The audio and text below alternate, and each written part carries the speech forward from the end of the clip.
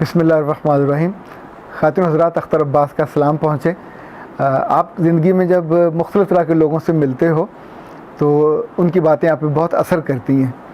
पिछले दिनों एक गज़टेड पोस्ट के आदमी मुझसे मिले, नौजवान है अभी और सरकारी जॉब है, गज़टेड का मतलब 17 ग्रेड की। तो मेरे पास आए तो उन्होंने कहा, सर मैं डिप्रेशन में हूँ और मैं ख़ुदकुशी करने की ख्वाहिश रखता हूँ। तो मैंने उनसे पूछा कि आप मेरे पास इसलिए आए हैं कि मैं आपको ख़ुदकुशी के आसान तरीके बताऊं, तो मैं आपको 8-9 बता सकता हूं, लेकिन उस ख़ुदकुशी के तरीक़ों में तकलीफ़ बड़ी होती है और वो जो पेन है आपसे सही नहीं जाएगी। फिर कभी कभी ये होता है कि बंदा बच जाता है तो टांगें वांगें टूट जाती हैं और बहुत मसाइल होते हैं। तो मुझे अगर आप ख़ुदकुशी करने से पहले वो बता दें कि आपको एंग्जाइटी है किस चीज़ की, डिप्रेशन है किस चीज़ की, तो हम उसका हल ढूँढ लेते हैं। उन्होंने जो पूरा किस्सा बताया तो सुनने के बाद खैर उनको मैंने हल वल बताया, उसको नॉर्मल किया, लेकिन साथ फिर मैंने उनसे इजाज़त ली। उनसे कहा कि अगर आप पसंद करें और मुझे इजाज़त दें तो मैं अपने व्यूअर से इसको शेयर कर लूँ, इसलिए कि बिल्कुल ये एक यूनिक तरह की चीज़ है। आप सोचें कि एक MA पास लड़का, अच्छा खाते पीते घर का और सरकारी जॉब पे लगा हुआ हो, वो अपने वालिद से कहे कि मेरी शादी कर दें और वालिद साहब उसकी बात सुनने के बाद पूछें कि बेटा कहाँ करें, क्या तुम्हारी कोई क्लास में, कोई यूनिवर्सिटी में कोई तुम्हारे जानने वाली लड़की है? तो वो कहे नहीं, कोई जानने वाली तो कोई नहीं, मैंने तो कभी किसी से बात ही नहीं की। तो वो पूछे ख़ानदान में, तो वो कहे कि नहीं, किसी से भी कर दें, बस उसका रंग अच्छा होना चाहिए और मोटी ना हो, और तीसरी ये कि बहुत ज़्यादा पढ़ी लिखी ना हो। तो ये 3 मुतालबे उन्होंने अपने वालिद साहब को बताए। तो वालिद साहब ने पूरे ख़ानदान में देखा, वालिदा ने भी अपने ख़ानदान में देखा, तो जो लड़की उन्हें इन तीनों शर्तों पे पूरी उतरती नज़र आई वो वालिद साहब की अपनी बहन की बेटी थी, यानी इन मौसूफ़ की फुफ्फो की बेटी। मंगनी हुई, 6 माह 7 माह मंगनी रही, तो फिर तहाइफ आते जाते रहे, वो भी आए ये भी गए। फिर शादी हुई, फिर रुखसती हुई, फिर 1 साल गुज़र गया और इस 1 साल में उनका एक बेटा भी आया। और जब ये मेरे पास तशरीफ़ लाए तो बेटे की उम्र इस वक्त कोई 6 माह है और वो इस बात पे दुखी हैं कि मेरे बाप ने मेरे साथ क्या जुल्म किया। तो मैंने पूछा क्या जुल्म किया, हम उसको लिख लेते हैं तरतीबवार के कितने जुल्म किया अब्बा जी ने। उसने कहा पहला ये कि मेरी शादी अपनी मर्ज़ी से की है, मेरी मर्ज़ी से नहीं की। तो मैंने उनसे पूछा कि तुम्हारी मर्ज़ी क्या थी? उसने कहा मैंने कहा था कि कैसी लड़की से शादी हो जो गोरे रंग की हो। तो मैंने पूछा तुम्हारी बीवी का रंग गोरा नहीं है? उसने कहा है। तो मैंने पूछा क्या वो बहुत ज़्यादा पढ़ी लिखी है? उसने कहा नहीं, उसने सिर्फ आलमा कोर्स किया हुआ है।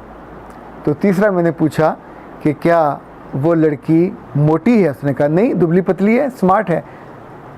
तो मैंने पूछा प्रॉब्लम क्या है? उसने कहा प्रॉब्लम यह कि मेरी मर्ज़ी की नहीं है। अच्छा, अब मैंने फिर उनकी ख़राबियाँ लिखनी शुरू की। जो सबसे बड़ी ख़राबी उसने बताई, उसने कहा कि वो मुझसे डरती है।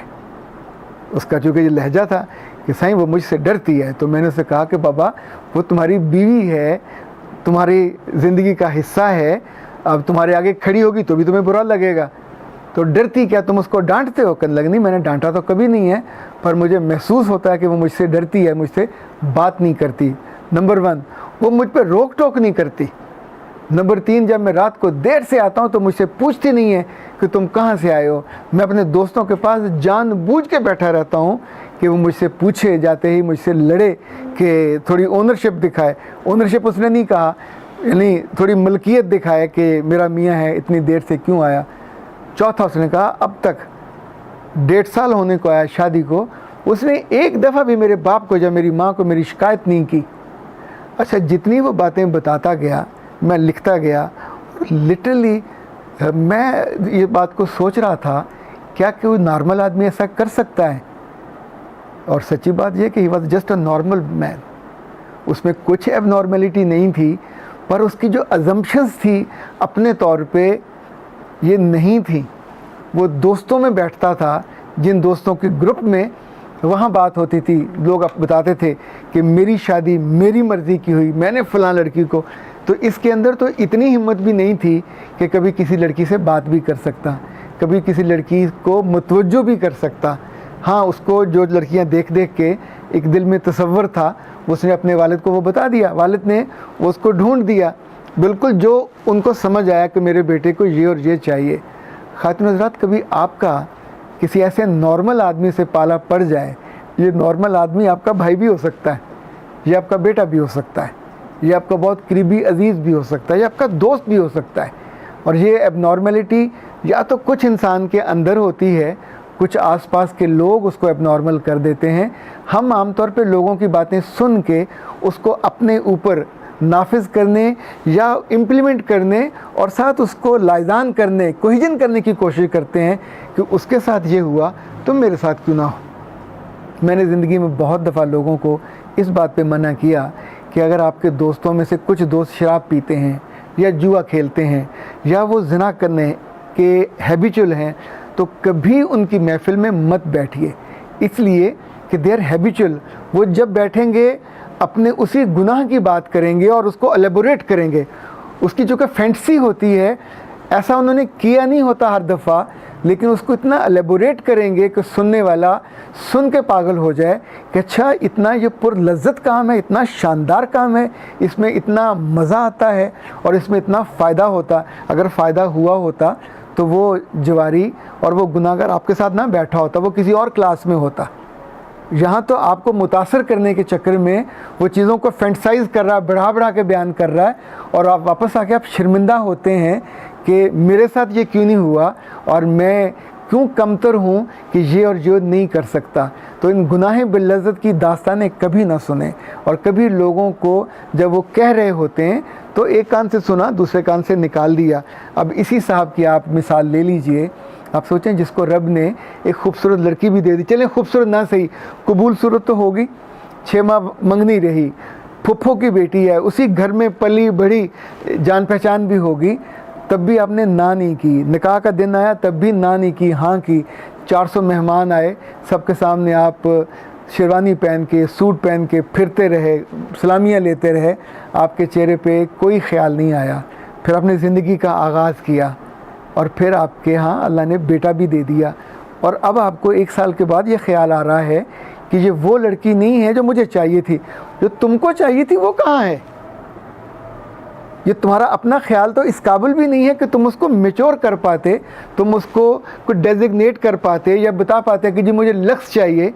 तो अगर तुमने सफ़ेद साबुन बनाया तो कैपरी ले आए, तुमने सफ़ेद साबुन बनाया वो कार्बलिक साबुन तो नहीं लेके आए। जो जो तुमने 3 खूबियाँ बताई थी, तुमको वो समझ आई थी, तो अब्बा ने और अम्मा ने मिल के एक वैसी ही लड़की ढूंढी, बेस्ट ऑफ द बेस्ट, जो उन्हें अच्छी लगी वो पेश कर दी। अगर इसके आप दूसरे लफ्ज़ों में कहिए तो ये लाइलक भी होना है, ये नाशुक्रा होना भी है। दुनिया को इतने ज़्यादा मसाइल ये हैं कि मियाँ समझता नहीं है, मियाँ लिफ्ट नहीं कराता, और ये साहब उल्टी गंगा बहा रहे हैं कि बीवी मुझसे पूछती नहीं है, बीवी मुझसे लड़ती नहीं है, बीवी सवालों जवाब नहीं करती, बीवी मुझसे डरती है।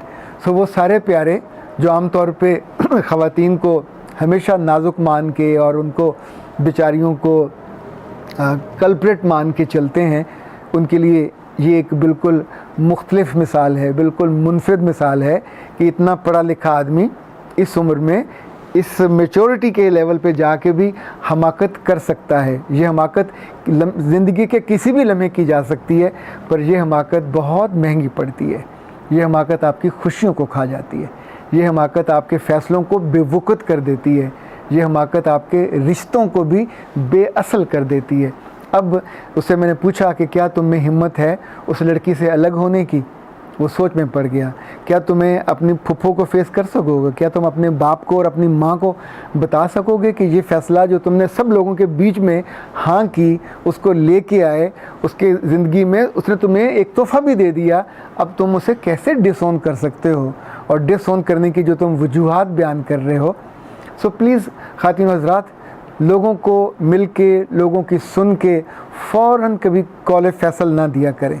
चीज़ों को सुनना चाहिए, चीज़ों को देखना चाहिए, और कुछ बातें सिर्फ गार्बेज होती हैं और उस गार्बेज को जेब में नहीं रखना चाहिए, ना दिल से लगा के रखना चाहिए, उसको ज़ाया कर देना चाहिए, उसको अपनी ज़िंदगी से दूर फेंकना चाहिए, ताकि आपकी ज़िंदगी जिस खुशी की पगडंडी पे चलने लगी है या जिस लाइन पे उसकी वो दौड़ने लगी है, वो अपनी रफ्तार से दौड़ती रहे और आप ज़िंदगी के किसी गहरे खड्डे में ना गिरो कि जहां आके आप पूछते फिरो, वो भी फ़ीस दे के कि सर ख़ुदकुशी करने को दिल करता है, क्या करूं, डिप्रेशन में हूं, एंग्जाइटी में हूं, क्या करूं। ये डिप्रेशन, ये एंग्जाइटी किसी और की दी हुई है, उसको वापस लौटा दें। कि जहाँ से आई है उसी को दें, इसको अपना मेहमान मत करें, ये आपको बेघर कर देगी। अख्तर अब्बास को इजाज़त दीजिए। अस्सलामु अलैकुम व रहमतुल्लाह।